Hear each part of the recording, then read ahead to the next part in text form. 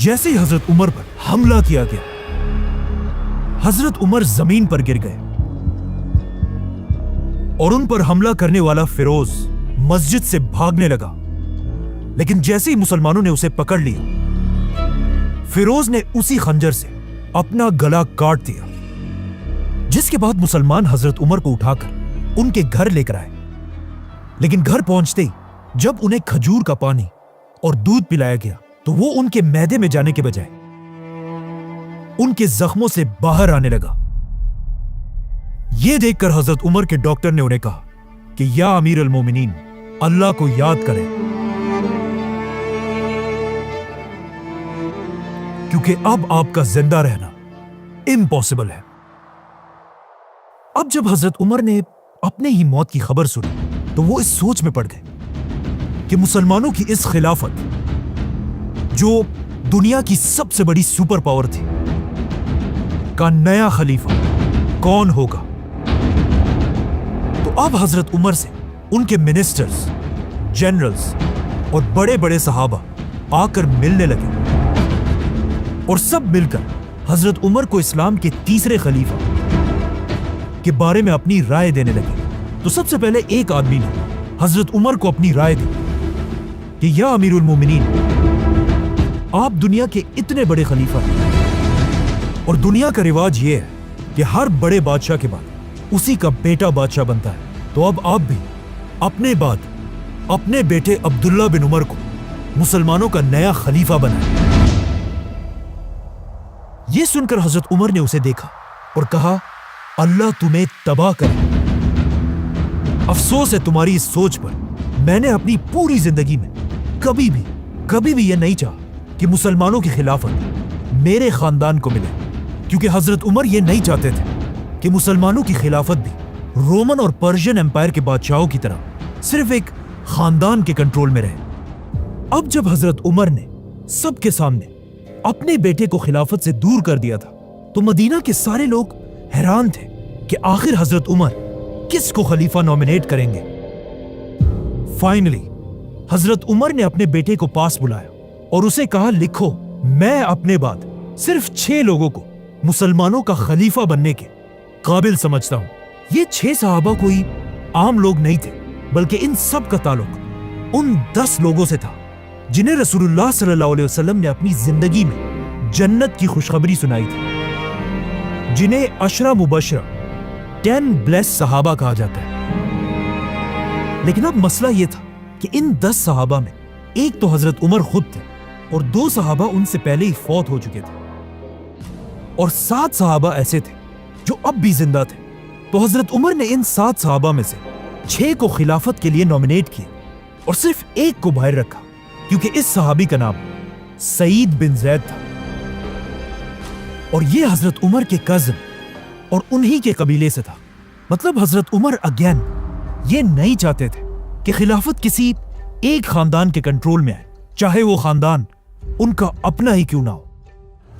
ساتھ ہی حضرت عمر نے یہ آرڈر بھی دیا کہ میرے بیٹے عبداللہ بن عمر کو بھی خلافت کے اس فیصلے میں شامل کیا جائے، لیکن اسے مسلمانوں کا خلیفہ بننے کی اجازت نہیں۔ حضرت عمر نے وفات سے پہلے مسلمانوں کو کلیئر آرڈرز دیے تھے کہ مجھے دفنانے کے فوراً بعد ان 6 صحابہ کو مدینہ کے ایک گھر میں بند کر دیا جائے تاکہ یہ خلیفہ کا فیصلہ کر سکے، جس کے بعد ان کے پاس صرف 3 دن کا ٹائم ہوگا کہ یہ لوگ آپس میں ڈیسائیڈ کر کے کسی ایک کو مسلمانوں کا تیسرا خلیفہ بنائیں، اور ساتھ ہی 50 لوگوں کو تلواروں کے ساتھ اس گھر کے باہر ان کی حفاظت کے لیے کھڑا کیا جائے۔ ایسا حضرت عمر نے اس لیے بھی کیا کہ ان 6 لوگوں میں سے کوئی بھی خلیفہ کے اس الیکشن کے دوران اپنے قبیلے کے لوگوں سے نہ مل سکے، تاکہ وہ ان کے ذہنوں میں ادھر ادھر کی باتیں نہ ڈالیں اور یہ خود اپنی مرضی سے فیصلہ کریں۔ اور پھر حضرت عمر نے اپنا آخری حکم دیا کہ جب یہ 6 صحابہ کسی ایک کو خلیفہ بنا دیں، اس کے بعد ہر آدمی کو یہ فیصلہ ماننا ہوگا، اور جو نہ مانے اس کا سر کاٹ دیا جائے۔ اس طرح حضرت عمر نے مسلمانوں کی تاریخ کے پہلے الیکشنز کا سسٹم بنایا، اور صرف مسلمانوں کی نہیں बल्कि ये दुनिया के सबसे पहले इलेक्शंस में से एक था। तो अब ये सब करने के बाद हजरत उमर ने आने वाले नए खलीफा को अपनी आखिरी एडवाइस दी। ए मुसलमानों के नए खलीफा,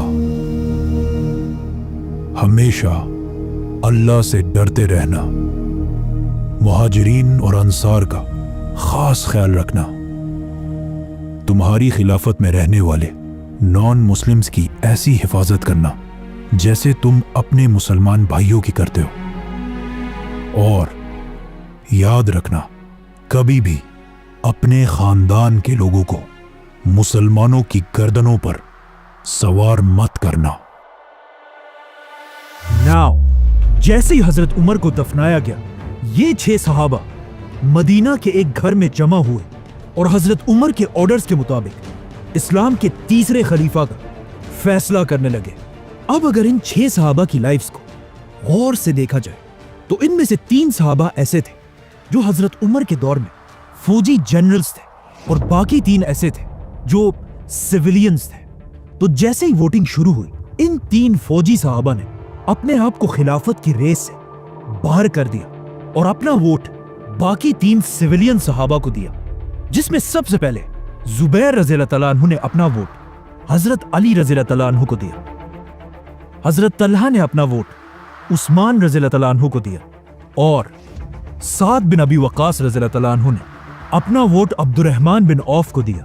तो अब खिलाफत के लिए सिर्फ 3 नाम बाकी रहे, अब्दुर्रहमान, उस्मान और अली रज़ियल्लाहु तआला अन्हु। ये देखकर अब्दुर्रहमान बिन औफ ने कहा कि देखो, मैं भी मुसलमानों की इस एम्पायर का खलीफा नहीं बनना चाहता। जिसके बाद ऑफ कोर्स खिलाफत के लिए सिर्फ 2 नाम बाकी रहे, उस्मान और अली। इस वक्त उस्मान रज़ियल्लाहु तआला अन्हु की एज ऑलमोस्ट 70 साल थी, जिसके मुकाबले में हजरत अली की एज सिर्फ और सिर्फ 45 ईयर्स थी। मतलब हजरत उस्मान हजरत अली से तकरीबन 25 साल बड़े थे।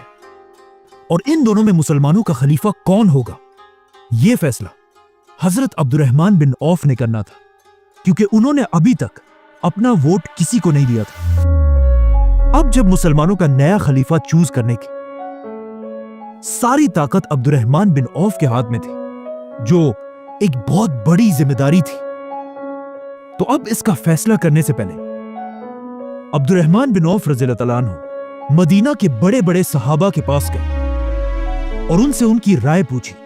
जिसके बाद वो मुसलमानों की फौज के कमांडर्स के पास गए, उनकी भी राय ली और खलीफा के इस डिसीजन में अब्दुर्रहमान बिन औफ ने मदीना के औरतों से भी मशवरा किया। इसी तरह अब्दुर्रहमान बिन औफ मदीना के यूथ और इवन गुलामों के पास भी गए कि इस्लाम का नया खलीफा किसको होना चाहिए। तो अब इन सब लोगों से मिलने के बाद अब्दुर्रहमान बिन औफ को यह बात कंफर्म हो चुकी थी कि पूरे अरब में हजरत उस्मान और अली रज़ियल्लाहु तआला अन्हु से ज्यादा कोई भी खिलाफत का हकदार नहीं है। लेकिन इन सब लोगों से बात करने के बाद अब्दुर्रहमान बिन औफ ने नोट किया कि अरब की आवाम में हजरत उस्मान की पॉपुलैरिटी हजरत अली से थोड़ी सी ज्यादा है। और ऐसा इसलिए था क्योंकि हजरत उस्मान एक सहाबी होने के साथ साथ इस खिलाफत के सबसे अमीर आदमी भी थे और मुसलमानों की इस पूरी खिलाफत में अपनी जेनरोसिटी और सखावत की वजह से मशहूर थे, जिसकी वजह से अरब के आम लोग हजरत उस्मान को बहुत पसंद किया करते थे। इसके अलावा एक पॉइंट यह भी था कि अब तक हजरत उमर अपने 10 साल की खिलाफत में एक बहुत ही सख्त खलीफा थे और उन्होंने अपने 10 सालों में बहुत ही स्ट्रिक्ट रूल्स बनाए थे। लेकिन हजरत उस्मान के बारे में यह मशहूर था कि यह हजरत उमर से बिल्कुल ऑपोजिट एक बहुत ही नरम दिल इंसान है। और हजरत अली के बारे में सबको पता था कि वो भी हजरत उमर की तरह एक सख्त खलीफा बनेगा। यह देखकर हजरत अब्दुर्रहमान बिन औफ उस्मान रज़ियल्लाहु तआला अन्हु के पास गए और उनसे पूछा कि तुम्हारा क्या ख्याल है, अगर तुम मेरी जगह होते तो किसको खलीफा बनाते। जिस पर हजरत उस्मान ने कहा कि मैं अली रज़ियल्लाहु तआला अन्हु को मुसलमानों का खलीफा बनाता। इसी तरह हजरत अब्दुर्रहमान अली रज़ी अल्लाह तआला अन्हु के पास भी गए और उनसे भी यही बात पूछी। तो हजरत अली ने भी कहा मैं मुसलमानों का खलीफा उस्मान को बनाता। जैसे ही 3 दिन पूरे हुए, मदीना के सारे मुसलमान फजर की नमाज में मस्जिद नबवी में जमा हुए और इस बात का इंतजार करने लगे कि मुसलमानों का नया खलीफा कौन होगा। कहा जाता है कि उस दिन मस्जिद में इतने लोग जमा थे कि इवन हजरत उस्मान को भी बैठने की जगह नहीं मिली और वो मस्जिद के सबसे आखिर में जाकर बैठे। नाउ पूरी मस्जिद खामोशी से तीसरे खलीफा के नाम का इंतजार करने लगे। तो अब्दुर्रहमान बिन औफ इन सब के सामने खड़े हुए और एक लंबी दुआ करने के बाद सबसे पहले हजरत अली को अपने पास बुलाया और उनका हाथ पकड़कर पूछा, अली, क्या तुम अल्लाह, उसके रसूल और अबू बकर और उमर के तरीके पर चलोगे? तो हजरत अली ने कहा कि मैं उतना ही कर सकता हूं जितना मुझ में ताकत हो, मतलब I will do my best. जिसके बाद अब्दुर्रहमान बिन औफ ने हजरत उस्मान को अपने पास बुलाया, उनका हाथ पकड़ा और उनसे भी यही सेम बात पूछी, जिस पर हजरत उस्मान ने कहा कि अल्लाह की कसम मैं ऐसा ही करूंगा। आखिर अब्दुर्रहमान बिन औफ ने अपने हाथ उठाए, आसमान की तरफ देखा और कहा, या अल्लाह, खिलाफत की जो जिम्मेदारी आपने मेरे ऊपर डाली थी उसे मैं आज उस्मान के हवाले करता हूं और यही मुसलमानों का नया खलीफा होगा। यह सुनकर सबसे पहले हजरत अली ने उस्मान रज़ी अल्लाह तआला अन्हु के हाथ पर बैत की, जिसके बाद मस्जिद में बैठे सारे लोग हजरत उस्मान के पास आकर उनके हाथ पर बैत करने लगे। तो हजरत उस्मान मस्जिद नबवी में रसूलुल्लाह सल्लल्लाहु अलैहि वसल्लम के मिंबर पर चढ़े और अपनी खिलाफत की पहली स्पीच की, जिसमें उन्होंने लोगों को दुनिया की मोहब्बत छोड़कर आखिरत की जिंदगी की तैयारी करने का हुक्म दिया। ऑलमोस्ट 70 साल की उम्र में खलीफा बनने के बाद हजरत उस्मान ने अपना सबसे पहला हुक्म यह दिया कि मुसलमानों की इस खिलाफत की पूरी फौज और गवर्नमेंट ऑफिसर्स की तनख्वाहों को बढ़ा दिया जाए।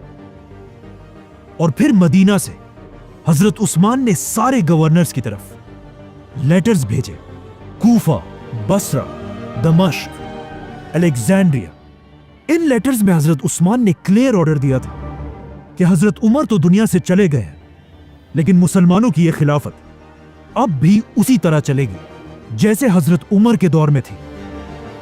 अब जैसे ये लेटर्स मदीना से इन गवर्नर तक पहुंचे तो वो सब इन लेटर्स को पढ़कर हैरान रह गए, क्योंकि पहली बार ये लेटर्स खलीफा उमर बिन खत्ताब की तरफ से नहीं बल्कि अमीरुल मोमिनीन उस्मान बिन अफ़ान की तरफ से थे। और इस तरह इस्लाम का एक नया दौर शुरू हुआ, खिलाफत ऑफ उस्मान रज़ियल्लाहु अन्हु। सब्सक्राइब।